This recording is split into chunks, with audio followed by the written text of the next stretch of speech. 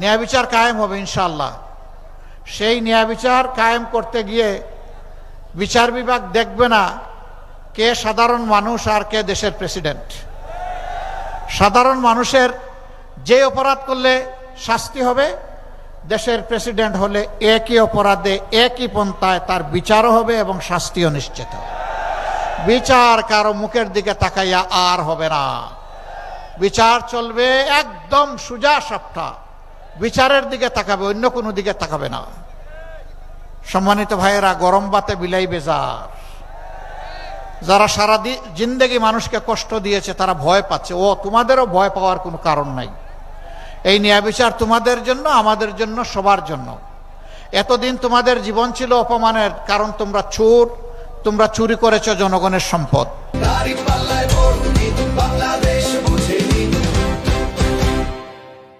সবাই না, যারা চুরি করেছে। এখন আমরা তোমাদেরকে বসাবো মর্যাদার আসনে, এখন হবা তোমরা দেশ গড়ার কারিগর ইনশাআল্লাহ। হালাল রুজি নিয়ে আমরা যেমন বাঁচবো, তোমরাও তেমন বাঁচবা। সরকারি কর্মকর্তা কর্মচারী যারা আছেন, আমি জানি তাদের অনেকে যে বেতন দেওয়া হয়, যে সুবিধাদি দেওয়া হয়, চলার জন্য এটা মোটেই যথেষ্ট না। অর্থাৎ রাষ্ট্রই বাধ্য করছে তাদেরকে দুর্নীতি করার জন্য। যে রাষ্ট্র তার কর্মকর্তা কর্মচারীর প্রতি সম্মান দেখাতে পারে না, সেই রাষ্ট্র তার কর্মকর্তা কর্মচারী অপরাধ করলে কোনো বিচারেরও অধিকার রাখে না।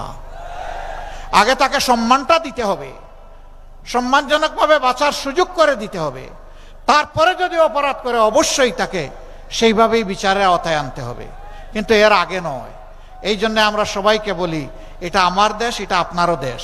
সবাই মিলে আমরা গড়ব ইনশাল্লাহ আগামীর নূতন বাংলাদেশ। এবং সেই বাংলাদেশটা আল্লাহর কাছে দোয়া করি 13 তারিখ থেকে হোক।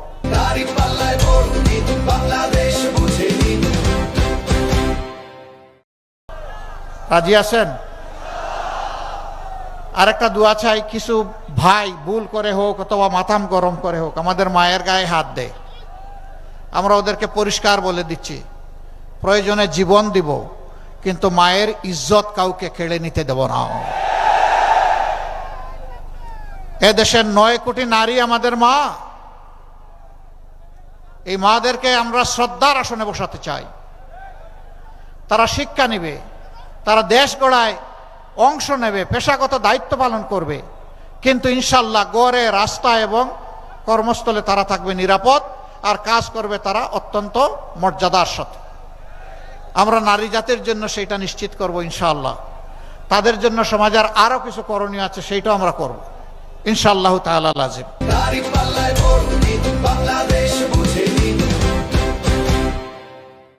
যাতে সবাই মিলেমিশেই আমরা দেশটা গড়তে পারি। আমাদের 2টি ভোট, আমাদের 2টি ভোট। কয়টা ভোট? প্রথম ভোটটা হবে ইনশাআল্লাহ গণভোট। গণভোটে হা না, কোনটা? হা। হা মানে আজাদি, না মানে গুলামি। আজাদি না গুলামি? আজাদি না গুলামি? তাহলে 12 তারিখের প্রথম ভোট ইনশাআল্লাহ হা। সারা সমস্ত মানুষকে নিয়ে আমরা হা ভোটের জোয়ার তুলব। কেউ কেউ প্রথম দিকে রাজি হন নাই, না ভোটের পক্ষে তারা শুরু করে দিয়েছিলেন অভিযান।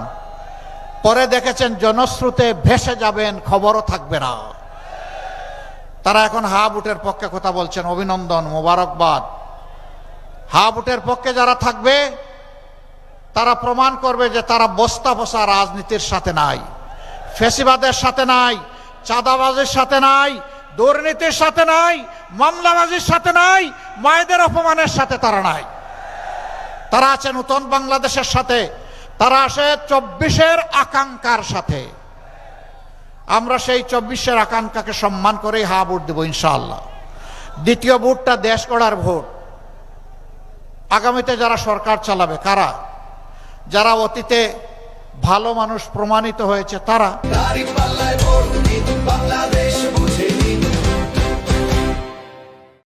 অথবা যারা অতীতে নিজেকে ভালো মানুষ প্রমাণ করতে পারে নাই তাদেরকে লাল কার্ড।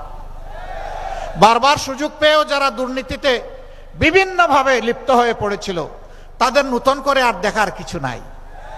এমনকি এখনো যারা দুর্নীতিতে লিপ্ত আছে তাদেরকে আর নতুন করে সুযোগ দেওয়ার কোনো প্রশ্নই উঠে না। আপনি দুর্নীতি করবেন, আবার রাজনীতিও করবেন, এই দুইটা তো হয় না। রাজনীতি তো হচ্ছে নীতির রাজা, ভালো নীতি নিয়ে আপনি রাজনীতি করবেন। দুর্নীতির সাথে রাজনীতির কি সম্পর্ক? দুর্নীতি যারা করে তারা তো ডাকাত, তারা তো চোর, তারা তো লুণ্ঠনকারী, তারাই তো আমাদের দেশের 28 লক্ষ কোটি টাকা বিদেশে পাচার করেছে। আল্লাহ আমাদেরকে সুযোগ দিলে আপনাদের বুটে ভালোবাসায় মায়ায় আমরা কথা দিচ্ছি, সর্বশক্তি নিয়োগ করে ওদের মুখ দিয়ে পেটের ভিতরে হাত ঢুকাইয়ে এগুলো বের করে আনবো ইনশাল্লাহ। কাউকে ছাড় দেওয়া হবে না ইনশাল্লাহ। পেট পর্যন্ত যাওয়া লাগবে না। ওরা জায়গায় জায়গায় পেট বানাইয়া রাখছে না, ওই পেটগুলা চিহ্নিত করে সেগুলা ফেরত আনা হবে ইনশাল্লাহ। এরপরে প্রয়োজনে তাদেরকেও আনা হবে, আসো দেখে যাও এটি নতুন বাংলাদেশ। সম্মানিত ভাইয়েরা, এর জন্য ইনশাআল্লাহ আমরা 12টি দল একত্রিত হয়েছি। আমরা প্রত্যেকটি দল নিজেদের সম্মান মর্যাদা অক্ষুণ্ণ রেখে নিজের দলের প্রতীকেই আমরা নির্বাচনে অংশ নিচ্ছি।